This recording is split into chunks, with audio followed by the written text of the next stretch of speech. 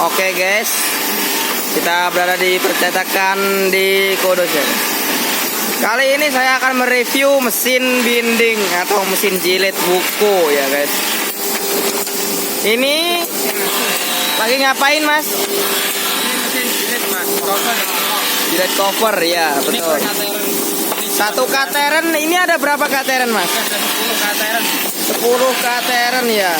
10 kateren ini dibungkus seperti ini ya, dimasukkan lalu digiling seperti itu. Ya mesin berputar, ini digiling di sini, tambahnya.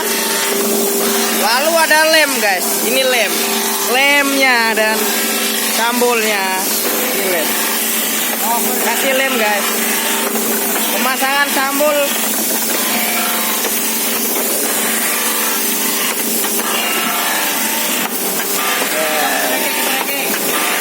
Ini lagi ngapain mas? Lagi ngapain? Lagi ngetrek. Oh, lagi ngetrek ini covernya. Ini sambulnya ini. Sambul Di sini. dimasukkan ke sini. Hasilnya kayak gini hasilnya. Hasilnya kayak gini guys. Nah, ini sudah jadi pilihan. Kayak gini. Ini.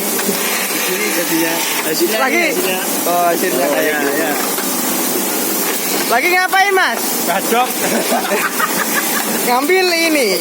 Ngambil buku terus ditata di palet. Ya, kayak gitu.